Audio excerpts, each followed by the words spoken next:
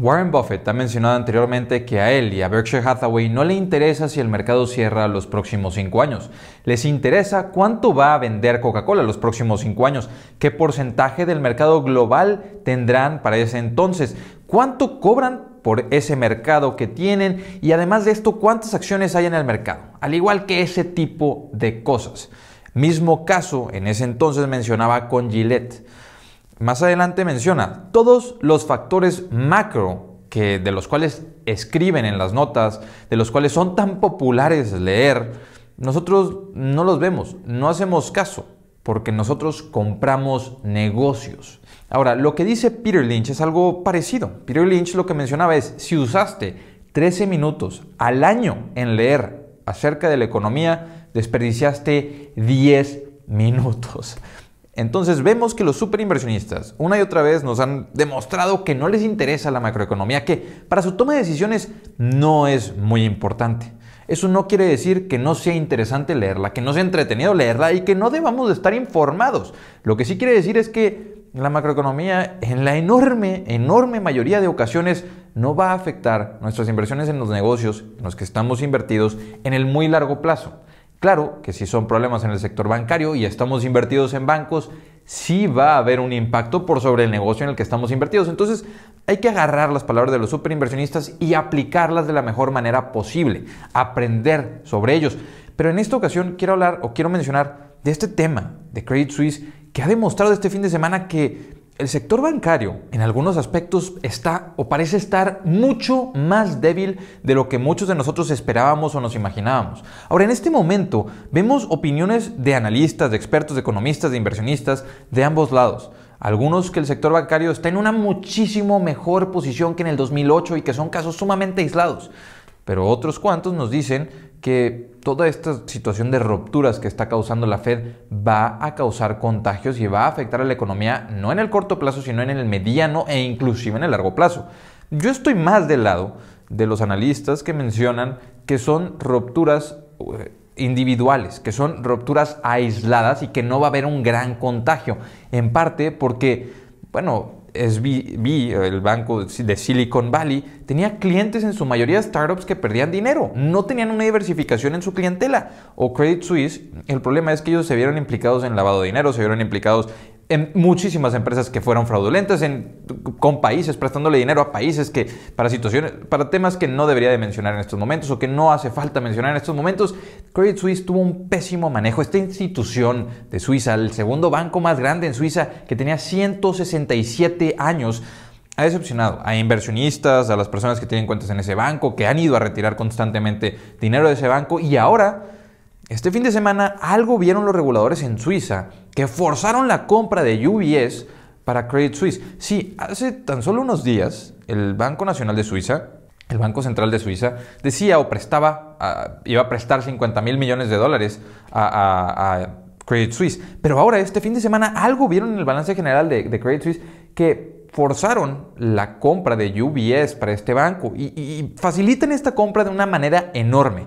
Primero que nada, alguna situación definieron que era lo suficientemente importante como para descartar a los accionistas. Los accionistas no tienen voto en esta venta.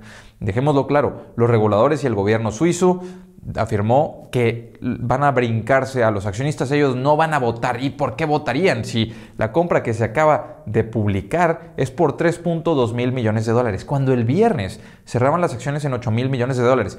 Cuando pensamos en que los accionistas no van a tener voto en lo que vaya a suceder con una empresa, nos imaginamos en la mayoría de ocasiones en países como China, que en China, si algún momento el gobierno chino quiere decidir algo, los accionistas de las empresas no tendremos poder, ni voz ni voto. Pero esto acaba de pasar en Suiza, en una de las instituciones más grandes del mundo, al menos del mundo financiero, del sector financiero. Y se vende en un descuento de aproximadamente 60%. De hecho, lo que publican las notas es que en esta compra, por cada 22.48 acciones de Credit Suisse que tengas, te darían una de UBS. Están comprándolo en un descuento de aproximadamente 60% sin voto de accionistas. Además, los reguladores están dando de baja, para ayudar a esta compra, están dando de baja una deuda en bonos de $17,000 millones. Sí, le están diciendo de cuenta, ¿sabes qué? Esta deuda la podemos depreciar, ni te preocupes, la vamos a depreciar, porque en los contratos de estos bonos viene estipulado de que en alguna situación de emergencia podrían darlos de baja y no tendrían que pagarlos. Entonces van a pagarle primero a los accionistas y esos bonos los van a descartar, porque así lo estipulaba el contrato que probablemente muchas de las personas que compraron esos bonos ni siquiera sabían lo que estaban comprando, no sabían que tenía esa cláusula y no se esperaban que pudiera colapsar el banco, que fueran a forzar los reguladores una compra en la que los accionistas ni siquiera iban a poder votar. Además de esto, ofrecen 100 mil millones de dólares. El Banco Nacional de Suiza ofrece 100 mil millones de dólares en crédito a UBS para realizar esta compra. Y por si no fuera poco, el gobierno de Suiza va a absorber 9 mil millones de dólares de pérdidas que tiene Credit Suisse. Entonces, ¿qué era lo que estaba en el balance general de este banco, de esta institución que iba a ser rescatada a inicios de semana por 50 mil millones de dólares en préstamos del Banco Nacional de Suiza? Ahora se tiene que vender forzosamente sin importar lo que esté sucediendo en el mercado, sin importar la evaluación anterior. De hecho, UBS ofreció 1.000 millones de dólares, después pidieron 2.000 millones de dólares. Parece ser que se está cerrando en los 3.2 mil millones de dólares. Esa es la información que tenemos hasta este momento en el que estoy grabando. Y lo llama UBS un rescate emergencia. Analistas lo llaman una solución comercial. Y aquí es lo que quiero mencionar. Sí, en estos momentos, la Fed, debido al sector bancario, a las rupturas que están sucediendo en el sector bancario, está teniendo o viéndose forzada a frenar las subidas de tasas o al menos a limitar las subidas de tasas que podrían hacer para controlar la inflación. En mi opinión, la inflación ya está siendo controlada. Ya estamos logrando esto, entonces que frenen la subida de tasas no sería algo tan negativo. Claro que yo espero, como lo he mencionado en los videos anteriores, una próxima subida de tasas de 0.25% para que la Fed reafirme su seguridad en el sector financiero y para que demuestre que la economía es lo suficientemente resiliente como para aguantar otra subida de tasas. Y efectivamente reiterar que las rupturas que estamos viendo como Silicon Valley Bank, como Credit Suisse, sí son casos aislados y Credit Suisse sí fue mal manejo y Silicon Valley Bank también fue mal manejo y mala administración en la compra de bonos. Credit Suisse, muchos más problemas en los que se metió, muchas cosas más mal que estuvieron haciendo alrededor a lo largo de los últimos años. Cambiaron la administración. De hecho, este último trimestre, algo increíble es que el gobierno de Arabia Saudita o el Banco Central de Arabia Saudita compraba aproximadamente el 10%, casi el 10%, 9.98% de las acciones de Credit Suisse en aproximadamente 1.5 mil millones de dólares. Su posición ahora va a valer aproximadamente 100 millones de dólares. Entonces perdieron de 1.5 mil millones de dólares su valor a 100 millones de dólares.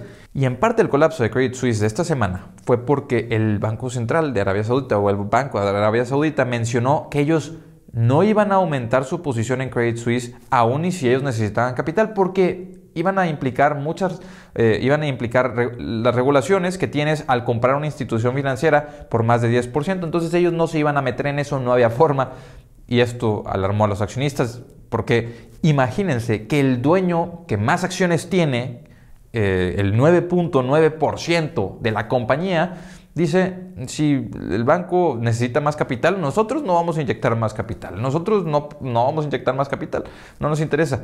Entonces, si la persona que más acciones tiene te está diciendo que no es un lugar en el que quieren invertir más dinero y que no vale la pena incurrir en más regulaciones para salvar al banco, pues entonces se preocupó el mercado y causó esta situación, causó que las acciones continuasen colapsando, causó que el Banco de Arabia Saudita perdiese mucho más dinero, que los reguladores fueran a revisar las cosas con Credit Suisse este mismo fin de semana, algo vieron que prácticamente forzaron una compra de UBS, al menos hasta lo que se ve en estos momentos. Y la pregunta que surge de aquí es si en Suiza así pasó o así fue esta situación en un solo fin de semana, que los reguladores en Suiza se dieron cuenta de lo que estaba sucediendo, de que, oye, el balance general no vale lo que debería valer, de que, oye, estos bonos no se van a poder pagar, vamos a darlos de baja a 17 mil millones de dólares, vamos a buscar quién la compra. ¿No será lo mismo en Estados Unidos? ¿No podría estar pasando lo mismo en los bancos de Estados Unidos y que los balances generales tengan en realidad, pues, llamémosle así, basura? Y mi opinión ahí es que no. Suiza y Credit Suisse sabíamos desde hace años que habían estado infringiendo la ley en muchas cosas.